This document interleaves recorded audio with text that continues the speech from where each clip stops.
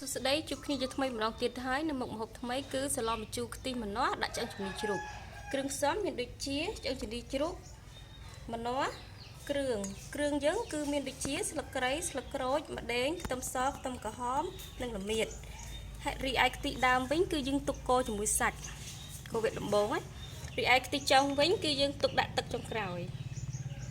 រីឯគ្រឿងទេសវិញមានដូចជារ៉ូឌីប៊ីចេងប្រហុកស្ករក្រហមទឹកត្រីនិងម្ទេសថ្លោកក្រៀមដែលយើងត្រាំទឹករួចយើងយកមកច្រាំវាហើយនឹងទឹកពិលទុំលឹកជីក្រហមនិងម្ទេសជាដំបូងយើងធ្វើការដាក់ខ្ទិះដើមចូលតិចសិនទៅយើង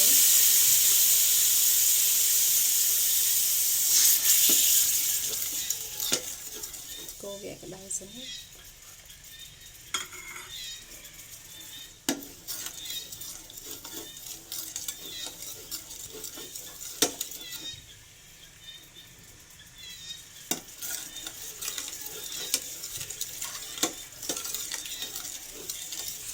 ឥឡូវយើងធ្វើការចាក់ម្ទេសថ្លោកគ្រៀមចូលទៅតែយើងច្រាំហ្នឹងចូលជាមួយខ្ទិះហ្នឹងទៅ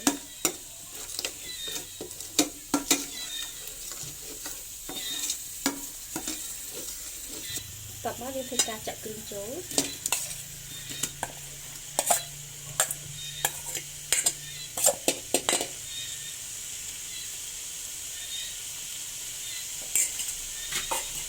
យើងកូរគ្រឿងឲ្យឈ្ងុយហ្នឹងឥឡូវយើងធ្វើការចាក់ប្រហុកចូលប្រហុកហ្នឹងយើងច្រាំវាមាត់ហើយយើងកូរមួយគ្រឿងទៅវាឈ្ងុយឥឡូវគ្រឿងយើងវារីកស្ងួតហើយយើងខ្លាច់ឆ្នាំងយើងចាក់ទឹកខ្ទិះដើមចូលតិចមកចូលទាំងអស់មកតមកយើងធ្វើការយើងចាក់គ្រឿងយើងចូលត្រីរ៉ូឌីប៊ីចេង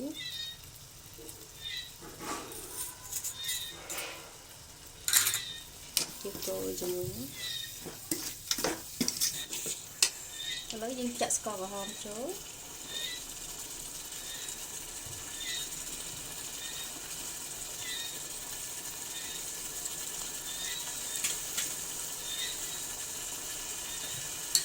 កូរជាមួយគ្រឿងទៅ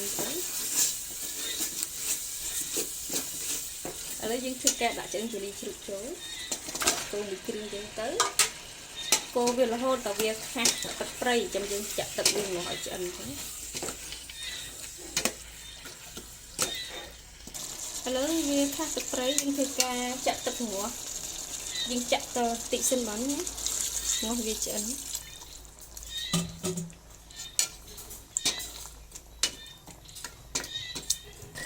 ឥឡូវឆ្អឹងជំនីយើងបានឆ្អិនហើយអញ្ចឹងយើងធ្វើការចាក់ទឹកងាស់សម្រាប់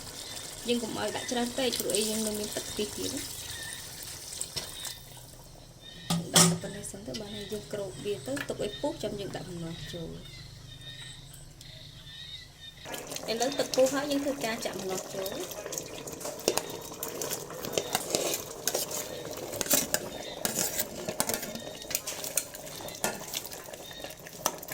តបមកយើងចាក់ទឹកប៉ុនទុំចូល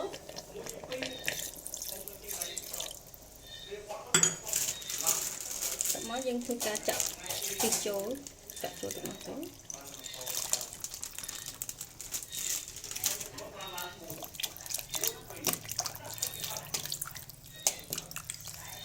ហើយយើងគ្រប់ទុកឲ្យម្នាស់ឆ្អិនទៅចាំយើងដាក់ម្ទេសហើយនឹងទឹកជីរួចជាការស្រេច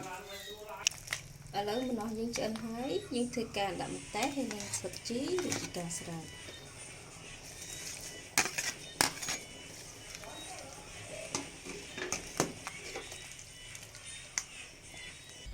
ឥឡូវស្លយើងបានឆ្អិនរួចរាល់ហើយអរគុណសម្រាប់ការទស្សនាវីដេអូនេះសូមជួបគ្នានៅវីដេអូក្រោយៗទៀតសូមអរគុណសូមជម្រាបលា